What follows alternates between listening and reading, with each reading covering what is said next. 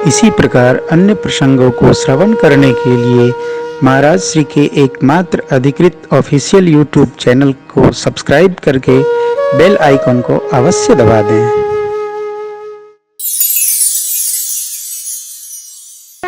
कलयुग के समान कोई श्रेष्ठ युग नहीं। कलिकह एक पुनीत प्रतापा, मानस पुण्य हो ही नहीं पापा।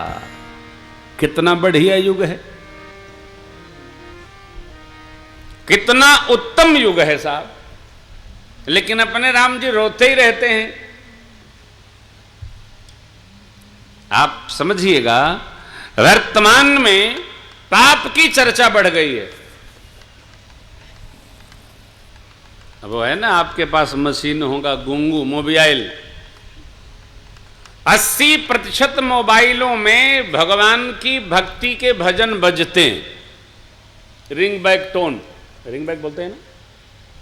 80% लोग चाहते हैं कि हमारा मोबाइल बजे तो लोगों को भगवान का कोई भजन सुनाई पड़े अथवा राष्ट्रभक्ति का गीत सुनाई पड़े। ऐसा मैं किसी से मिलने आए थे होली में, तो उनको कहा, वो हमसे भी तेज थे, उन्होंने कहा महाराज जी लेकिन हमको लगता है कि आदमी दूसरे को तो सुनाना चाहता है, अपने को ठगता है। सामने वाला जानता है कि हम भक्त हैं और वो क्या करता है क्या धरता है ये छिप जाए, इसलिए ऐसा हमने कहा भाई आप तो हमसे भी आगे सोचते हैं। लेकिन ऐसा नहीं है। समाज की इकाई है परिवार,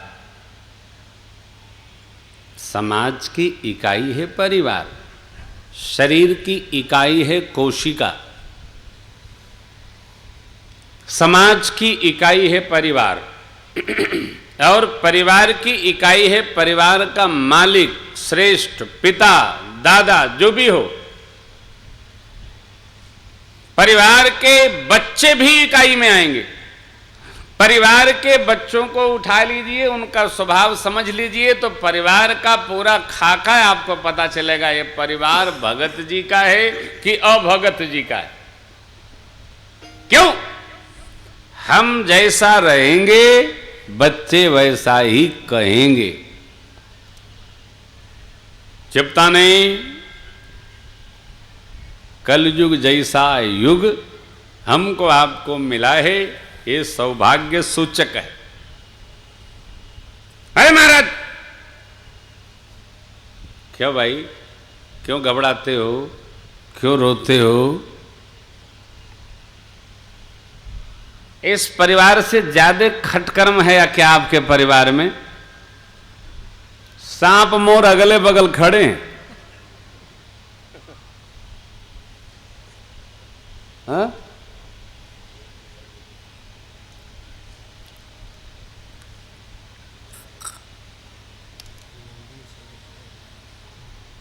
शेर और नंदी अगले बगल बैठे हैं। ऊपर सांप है, नीचे चूहा महाराज है। देखिए, है कोई?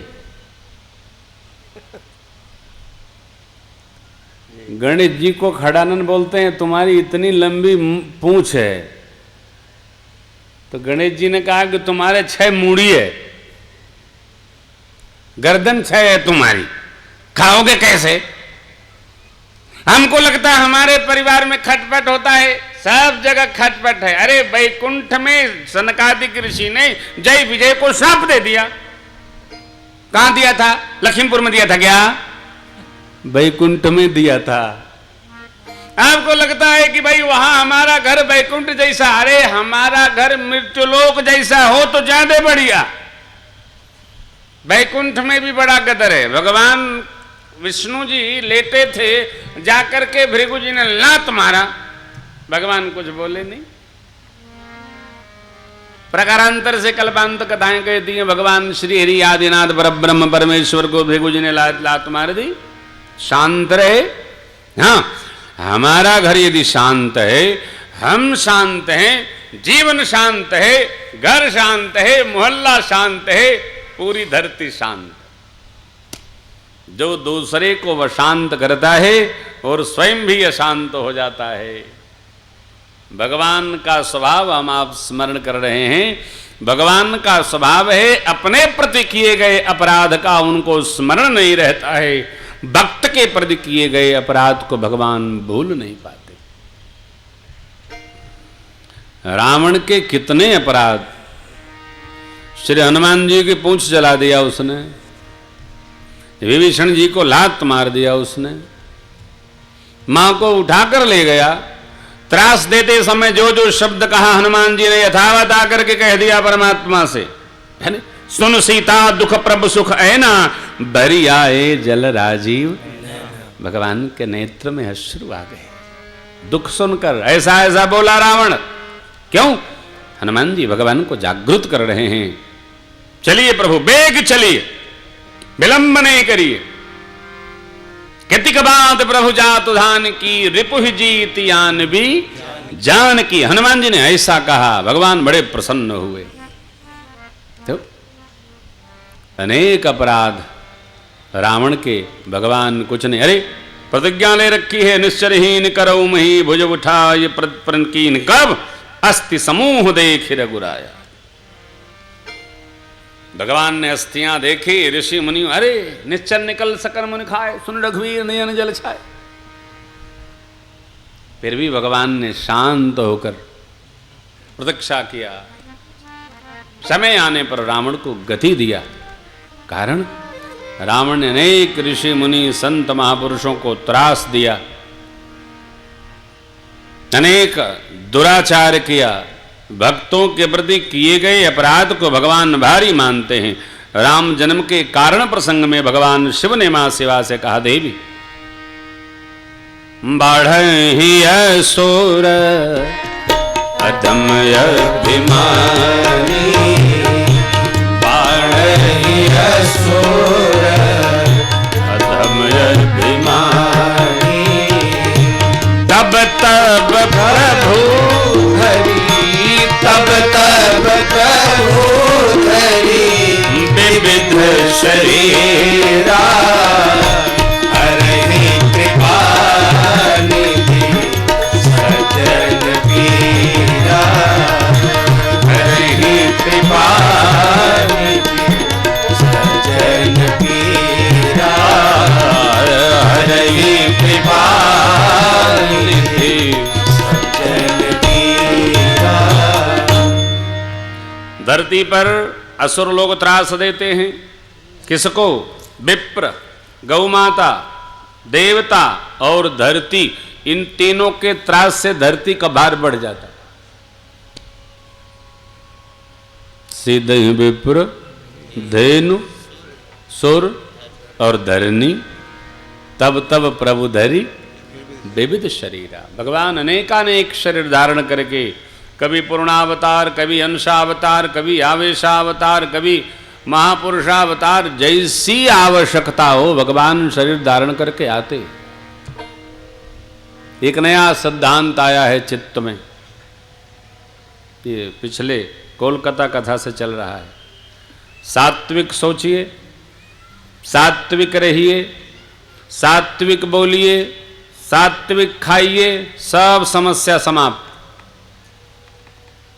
तामसिक बोलिए नहीं, तामसिक सोचिए नहीं, तामसिक खाइए नहीं, विकार आएगा नहीं।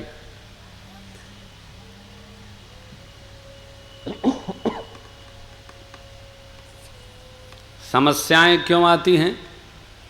हम जहां सोचते हैं वहां रहते नहीं, जहां रहते वहां सोचते नहीं, जो करते उस पर विचार नहीं करते। देख देख कर हम विकसित हो रहे हैं। नक्कल से विकास नहीं होता है, विवेक से विकास होता है। लेकिन हम अज्ञान में डूबते चले जा रहे हैं। मैकाले ने अपने पिता को पत्र लिखते समय लिखा था कि पिताजी, भारत में ऐसी शिक्षा मैंने उड़ेल दी है, दे दी है, बना दी है कि 25 वर्षों बाद भारत के लोग अपनी संस्कृति, अपना व्यवहार, अपना चिन्ह सब भूल जाएंगे। तो किसी देश को मिटाना होता है, उसको उसकी संस्कृति से समाप्त कर दो, दूर कर दो, मिट जाएगा, वो रह नहीं जाएगा। आज विचार करिए, हम अपने ही घर में बेगाने हो गए। आदमी शिखा नहीं रखेगा, दाढ़ी में शिखा रखता है। कितना मूर्ख है आदमी। सिर पर नहीं रखेगा, यहां रखेगा। भैया क्या है ये? बोले ये फरंच कट है। आदमी कितना अज्ञानी हो गया है। अरे भाई, तुमको रखना चाहिए ये जिसके बांधने पर तुम्हारा किया गया पुण्य तुम्हारे पास अक्षुण रहे।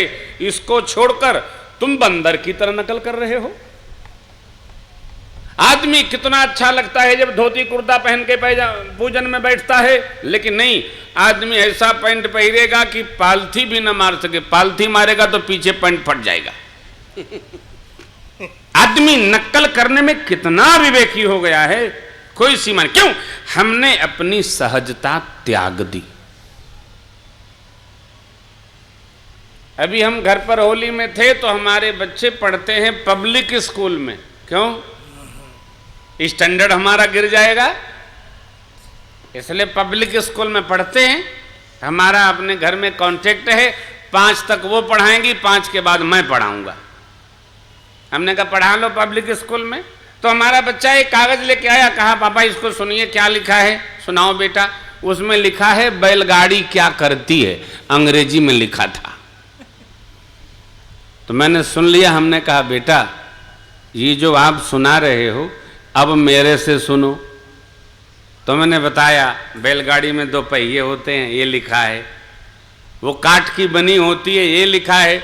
2 बैल जुतते हैं तो सामान ढोती है, एक आदमी बैठकर बैलों को हाँकता है, अंग्रेजी में लिखा। पापा बस इतने ही लिखा? हमने कहा हाँ बेटा यही लिखा है। ये मेरी पढ़ाई है, ये तेरी पढ़ाई है।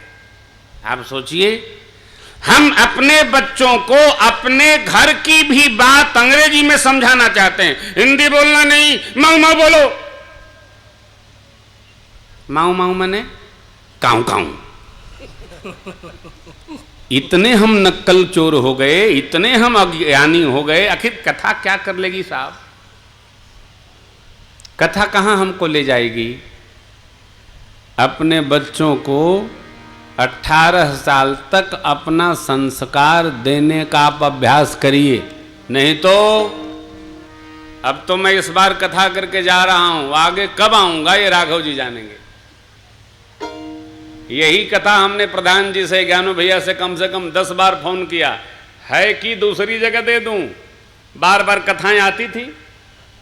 आपसे भी बोला एक बार कि सरकार भैया से पूछिए, बराबर कथाएं आती हैं, दबाव बहुत रहता है। बोले नहीं नहीं एकदम बिल्कुल कथा करनी है। हमने कहा ठीक है सरकार, कथा की जाएगी। मेरा आपसे निवेदन है कि बच्चे कहीं पढ़ते हों, संस्कार अपना सहज बना के रखिए, जो मेरे राम जी का संस्कार है। भगवान का सहज स्वभाव है प्रेम करना, भगवान का सहज स्वभाव है सत्कर्म करना।